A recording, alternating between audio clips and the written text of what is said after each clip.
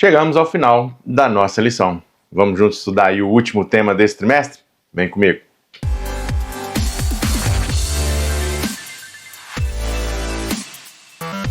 E aí, meus saleiros, minhas luminárias, tudo certinho com vocês? Bem-vindos mais uma vez ao canal Vira Crente, o canal do Jovem Cristão. Isso aí, vocês estão ligados. Gente, chegamos aí ao final da nossa lição, hein? Passamos um trimestre inteiro estudando sobre metanoia.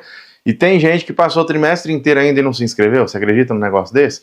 Vira crente, se inscreve aí no canal, curta os vídeos, o que eu sempre falo aqui. Principalmente que você possa compartilhar, se esses vídeos têm feito bem aí, têm te ajudado, que você possa compartilhar com outras pessoas, beleza? Mas então, chegamos aí ao final da nossa lição, estudamos sobre metanoia, sobre mudança de mente. Eu, pessoalmente, gostei demais dessa lição. Ela me ajudou em muitos aspectos, em muitas coisas. Eu espero que você também tenha conseguido aí entender, que essa lição tenha te ajudado. Com certeza, esses 3 meses que passamos estudando aqui nos aproximaram. Agradeço de verdade a você que faz parte aqui da família Vira Crente. E tem uma novidade aqui para você, tá bom? A partir de semana que vem, nós vamos começar a nova lição. E depois de estudar metanoia, nós vamos estudar agora sobre adoração. Essa aqui vai ser a lição que nós vamos estudar no próximo trimestre. Já adquiriu a sua? Já está com a sua na mão aí? Se não, corre lá na CPB, não estou ganhando nada para fazer propaganda para CPB, só lá que vende mesmo, tem jeito. Que você possa estar então adquirindo a sua lição para nós estarmos estudando juntos aqui. Tem um outro detalhe.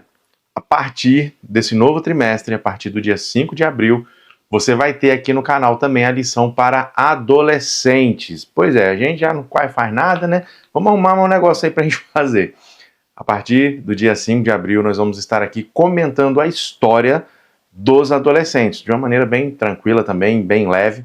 Fala aí para sua galerinha, fala para os adolescentes que nós vamos ter também a partir desse próximo trimestre a lição para eles aqui, tá bom? Os nossos saleirinhos e as nossas luminarinhas, né? Se essa palavra tá certa. Mas vamos então para a nossa lição aqui. Vamos lá, resgatando os frágeis. O nosso texto, ele está lá em João, no capítulo 20. O que que tem lá? Tem as mulheres, depois da morte, sepultamento de Cristo, indo até o sepulcro para poder embalsamar.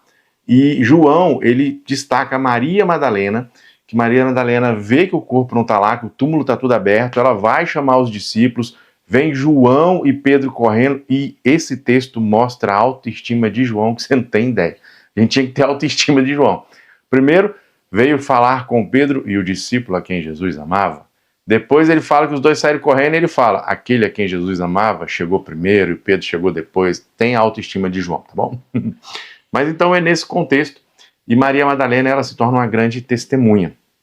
A história de Maria Madalena, nós conhecemos, e muita gente fala o seguinte, né, que Maria Madalena era uma prostituta. Na Bíblia nós não temos registro nenhum que Maria Madalena é prostituta, tá bom? Se eu não me engano, aqui no canal tem um vídeo que eu falo sobre isso, ou era no antigo canal que nós tínhamos aqui, que nós perdemos. Mas Maria Madalena, a Bíblia não cita isso. A gente vai estudar e vai compreender melhor, tá bom? Existem algumas linhas de raciocínio, mas a Bíblia não cita. Isso aí aconteceu a partir do século, se eu não me engano, do 3º ou 4º século, um gregoriano, um padre gregoriano, ele pegou e falou que Maria Madalena era prostituta em um dos seus sermões, e isso acabou virando uma tradição, uma cultura, um entendimento dentro da religião. Mas a Bíblia não cita nada, tá ok? Só aí para informação. Nossa tirinha, dá uma olhada comigo aí. Nós temos 2 momentos da história de Maria Madalena. No primeiro momento, Jesus a encontra, e aqui é quando Jesus expulsa os demônios. Então, Jesus ele salva Maria, ele tira Maria de uma vida completamente destruída. Já no outro quadrinho que nós temos, é Maria reencontrando Jesus após a ressurreição. Uma mulher encontrando o seu Salvador após a ressurreição, se tornando uma grande testemunha. Então, nós temos 2 fases aqui. E o que Jesus faz na vida da pessoa? Ele transforma, ele salva, ele transforma e nos chama para fazer algo especial, assim como aconteceu na vida de Maria Madalena.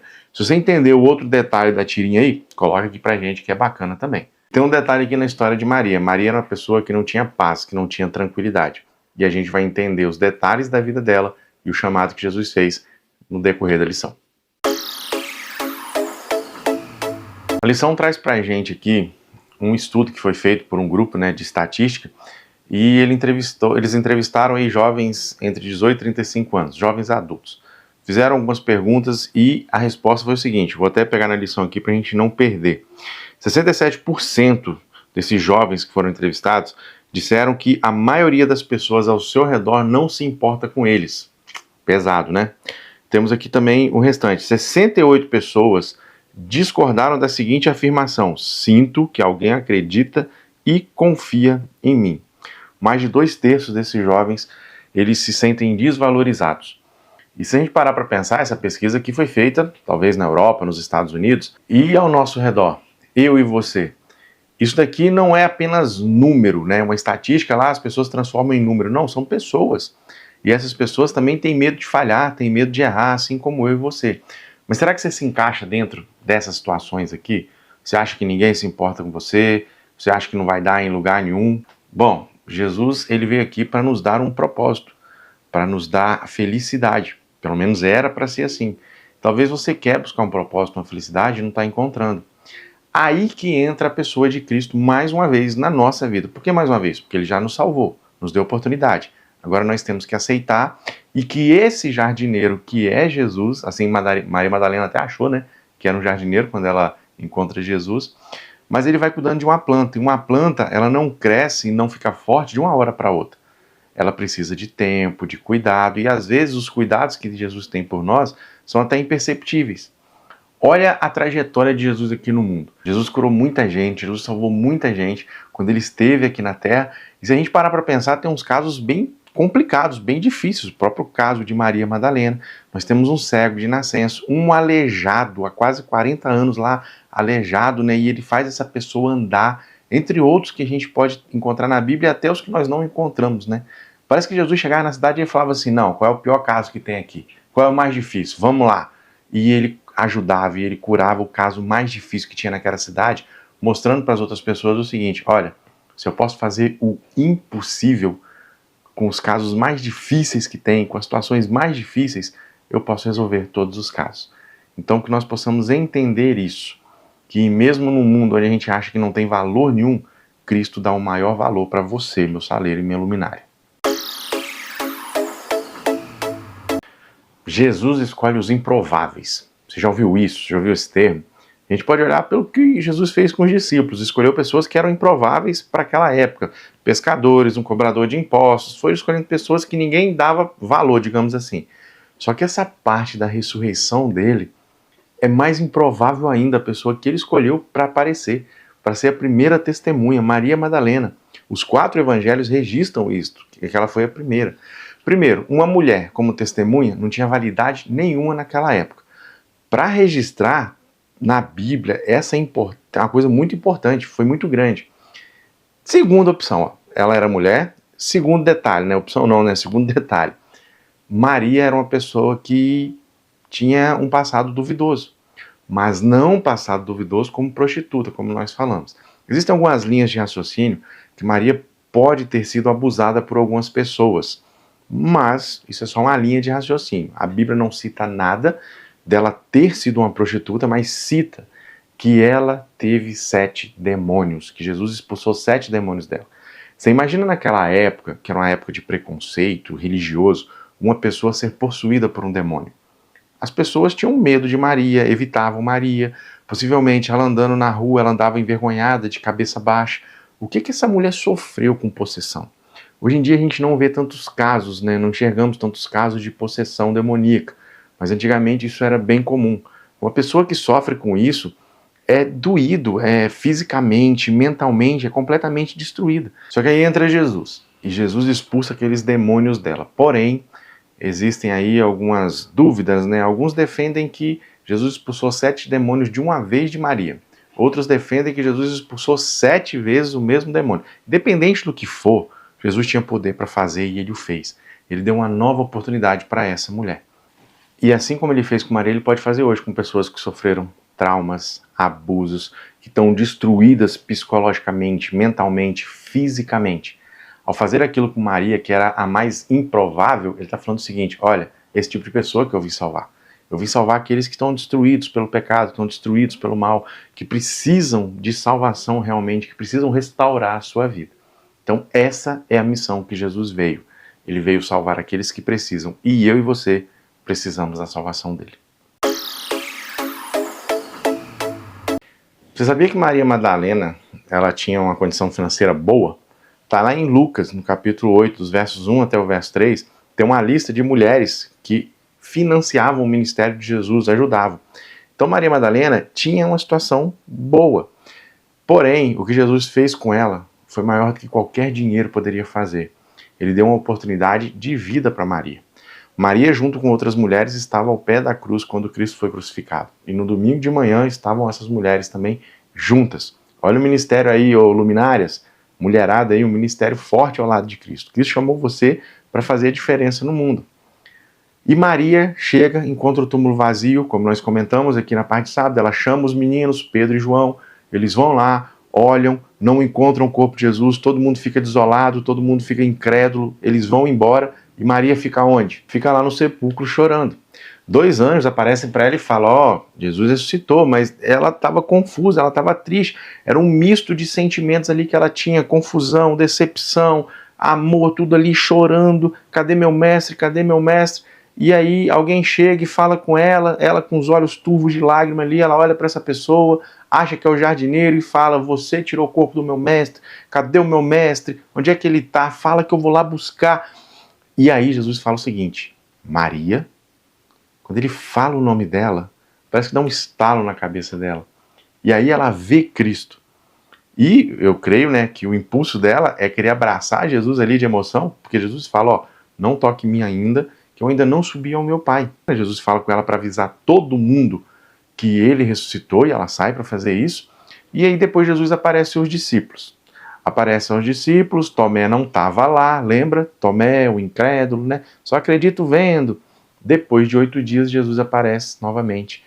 E aí Tomé toca nele. Agora Jesus deixa Tomé ser tocado. Nós entendemos, porque Jesus fala, né, não me toque que eu ainda não subi para o meu Pai. Nós entendemos que nesse intervalo, em algum momento Jesus foi ao céu. E ali o céu recebeu ele. E o sacrifício de Cristo foi válido para toda a humanidade. Ou seja, Jesus apareceu primeiro a uma discípula que tinha uma história pesada de vida, para dizer para ela o seguinte, minha filha, você é importante para esse ministério. Você já sofreu demais e agora eu não vou estar mais aqui com vocês, daqui a um tempo eu vou para o céu definitivamente, porém você é importante, continue esse ministério. Jesus está falando para você hoje, meu saleiro e minha luminária. Ele te chamou para algo especial. Jesus pode parar todo o céu por você. E eu creio que em alguns momentos ele deve parar tudo que ele está fazendo. Não sei se isso é teologicamente possível, porque ele é onipresente, onisciente, mas para poder dar atenção a você, sentir o seu sofrimento, sentir o seu choro, sentir a sua alegria e estar ao seu lado em cada momento que você passa na sua vida. Acredita nisso. Comentei que Jesus ele parou tudo para poder estar junto de Maria, para poder motivá-la. Também falei que Jesus pode parar tudo para poder motivar você, para poder estar do seu lado, para poder restaurar a sua vida. E nós paramos tudo para poder ajudar o próximo. Aqui a gente tem uma lição muito grande. Jesus chamou a gente para fazer a diferença. Porém, muitas vezes nós nos preocupamos muito com os nossos sentimentos e não queremos ajudar ao próximo. Pedro e João chegaram, olharam ali e logo foram embora. Eles estavam, não sei se eu posso dizer isso, mas eu entendo ali que, com certeza, o sofrimento que eles estavam, mas eles não ficaram ali com Maria, não esperaram nem um pouco, eles queriam entender da maneira deles e foram tentar resolver da maneira deles. E cita que quando Jesus aparece para eles, eles estavam escondidos porque eles tinham medo dos líderes judeus. Talvez, quem sabe, eles não, vamos embora logo, se alguém ver a gente aqui vai sobrar para a gente também. Ou seja, eles estavam preocupados em certo aspecto com eles. E nós temos que nos preocupar conosco, mas também somos chamados a se preocupar, né, a nos preocupar com outras pessoas. Jesus, ele restaurou Maria quando expulsou os demônios dela, independente se foi de uma vez ou se foi 7 vezes. E Jesus, mais uma vez, estava fazendo uma restauração na vida dela. Essa é a palavra da nossa rede semântica. Restauração. Que tipo de restauração você precisa na sua vida e o que você pode ajudar outras pessoas também a restaurar na vida delas. A lição, ela fala da nossa metanoia, da mudança de mente, de uma cura de mente para nos deixar forte, para nos ajudar e principalmente ajudar o próximo, fazer a missão. Mas vamos lá, restauração. O que vem à sua mente aí?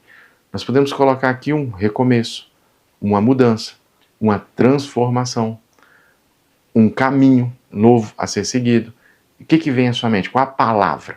Coloca aqui para mim nos comentários a palavra que vem à sua mente, que eu quero saber o que você está pensando. Às vezes nós somos tentados a pensar que os nossos pecados são menores do que os pecados de outras pessoas. Por exemplo, Maria Madalena teve 7 demônios. Talvez nós pensamos assim, nossa, a vida dela estava bem mais difícil, estava bem mais complicado. Olha a situação, por que ela chegou nisso daí? A Bíblia traz pra gente 7 coisas que Deus odeia. E eu quero ler essas coisas aqui para você. Está lá em Provérbios, no capítulo 6, a partir do verso 16. 6 coisas o Senhor Deus odeia, e a 7ª, a sua alma detesta, ele abomina isso.